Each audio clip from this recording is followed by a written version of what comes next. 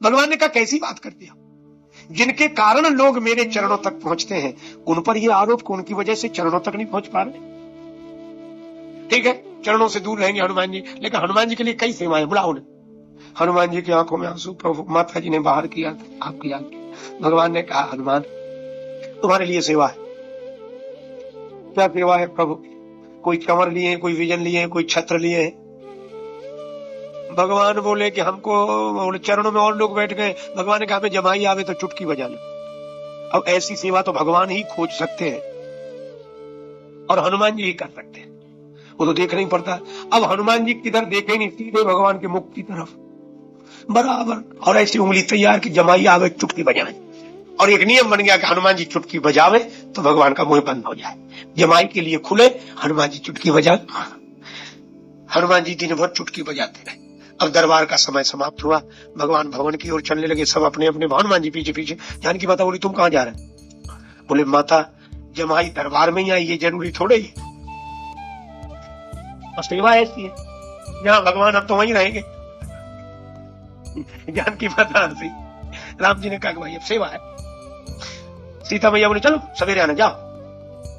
अब आज्ञा है माता की तो लौट नहीं है, लेकिन फिर सोचने लगे कि भगवान को जमाई आई रात्रि में तो हम क्या, तो भवन की छत पे बैठ गए और एक निश्चय किया रात भर चुटकी बजाओ, जब आएगी जमाई तब आती रहे।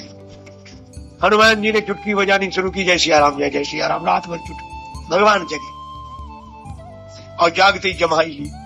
तो नियम यह था कि हनुमान जी चुटकी बजावे और चुटकी बंद हो तो मुंह बंद हो, और वहां तो चुटकी बज ही रही थी। भगवान का मुख खुला ही रह गया, बंद ही ना हो। अब करें क्या, किसी को कुछ समझ ना। तब गुरु जी बुलाएंगे, गुरुदेव आए, जो राम जी की ये दशा देखी, भगवान का तो मुख ही खुला, क्या हुआ? गुरु जी आप ही बताओ। ये तो बड़ा संकट है।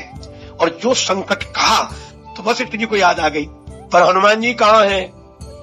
उन्हें बुलाओ। खुजवाया गया। हनुमान जी पूरी नगरी में तो छत पे बैठे थे। अब वहां कौन देखने जा? भवन के कोने से पूंछ लटकती दिखाई दी। हनुमान जी से प्रार्थना की, नीचे उतर। हनुमान जी चुटकी बजाते आए।